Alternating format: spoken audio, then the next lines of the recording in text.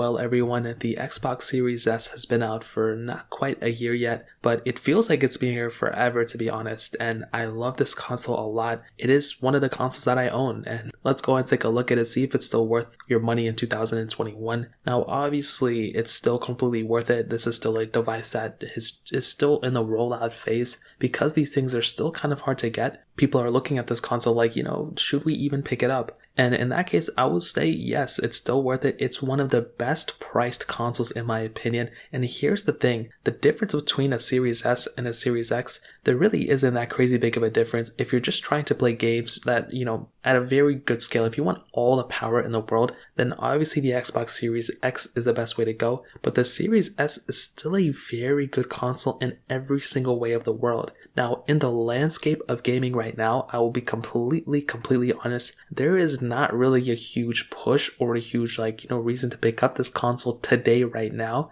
To be honest, even since day one up until this point, there really hasn't been anything that's been super crazy. Like, I like the Microsoft Flight Simulator, I love that game. There's been games that have been coming out, every month since this console's been released, but it hasn't been super crazy. There's been nothing except like the Cyberpunk incident where I've been like, wow, this is crazy. And that wasn't even crazy in a good way. But the thing with the Xbox Series S, and the one thing where I keep looking at this console and I'm like, maybe somebody shouldn't pick this thing up, it actually is the disc slot. This has been a bigger issue, in my opinion, now even than before. We're in this day and age now where, essentially we are pretty much only focused around the digital way. So if you have to buy a game or something, you always have to download it on your Xbox Series S. There's really no way to get your discs working on this specific console. And that is the one thing that really irks me probably the most. I thought at that time it was probably not that big of a deal, and it really isn't if you don't have any pre-existing games. If you don't have any Xbox One games, then it's probably not that big of a deal to you.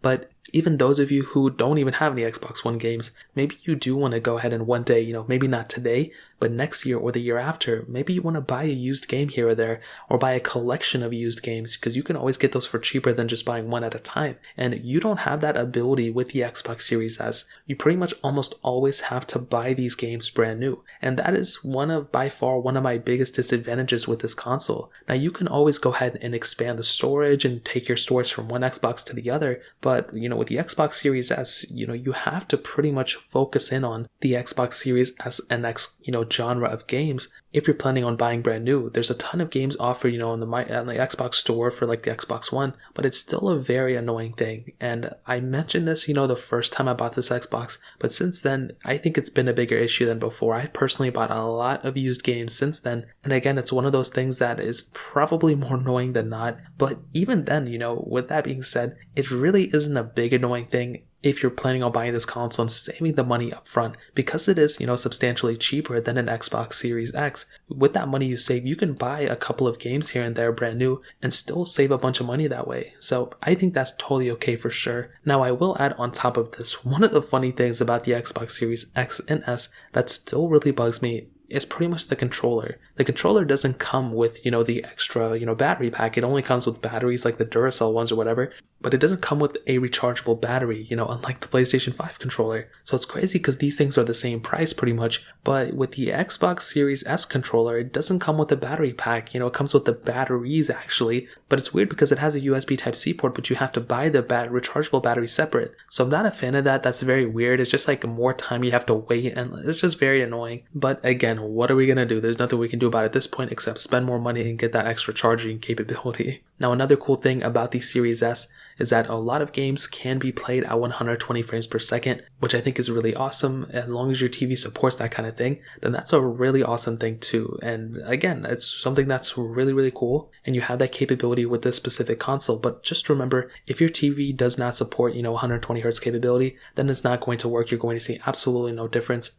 So remember, definitely keep that in mind. And those have been really the main differences besides the new games coming out every once in a while. I think my opinion now is still the same that when this console first came out, that within the first year or two, there's really not going to be that big of a difference for you to go jump from an Xbox One S or One X to the Series S immediately. Especially now with the chip shortages and people not getting their hands on the Series S's. You have to remember that these developers are going to make these games to make money. They're not going to make these games for no one to play. they want everyone to play these games on every console. So if, they see that people are still owning the Xbox Ones, they're not going to go and make the game only for the Series S or X. Microsoft is the only one who's going to do these games, like with the Microsoft Flight Simulator and different, games like that, because they want people to go and upgrade because they're making money on the sale of the console. But game developers like Rockstar or whoever else is going to make these games, they're not going to make these games only for the one console. They're going to make it for a huge breadth of consoles. That's why even with GTA 6, it's been reported that they're just now recently started developing it because they need more people to go jump to the next generation. So we're not even going to see those type of games, those big massive games, until like 4 years from now, dude. GTA 5 has been lasting for a very long time. GTA 6 may come out for the Xbox Ones. I'm not 100% too sure. I hope it does. But even if it doesn't, at least it makes more sense, a couple years from now for them to drop those type of games later on in the life cycle when more people get their hands on this console. So at the end of the day, I think the Xbox Series S, in my opinion,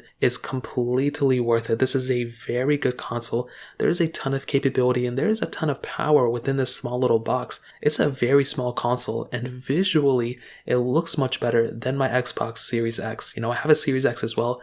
I just like my Series S. It looks better. I just feel like, even though it's a less, performance heavy, it just looks better. I just love how it visually looks. The Series X, I think, is a very good console overall. I think I would rather have a Series X over an S, obviously, but I just wish the X looked kind of like the S. I'm just not a huge fan of the X design. Other than that, though, if you're somebody who plans on buying a console today and keeping it, forever, this is one of those consoles you can pick up today and just, kind of move on. I would recommend buying a Series S over like an Xbox One X or an Xbox One S in this day and age, just because we're getting ready for that shift. We're getting ready to move over from the last generation to the next generation. But again, in my opinion, even from the last almost like year that this console's been out, it just doesn't seem like this console has that extra incentive for me to recommend people to upgrade like today. I would rather recommend people upgrading like maybe even a year from now or 2 years from now when we start getting a bunch of those games that require, those newer consoles. Other than that, all these games are still going to be being dropped for both of these consoles simultaneously, and I think that's pretty much how I'd cover it up. But I do want to know,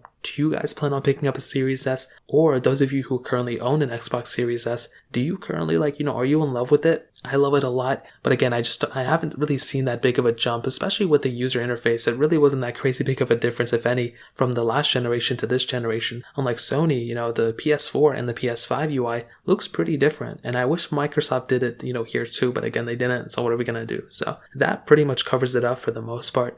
If you guys have any other questions or anything, let me know in the comment section as well. Hit the like button, that would mean so much, but definitely hit that subscribe button. More importantly, everything else, I love every single one of you guys. Hopefully I'll catch you guys in the next video. Peace out till then.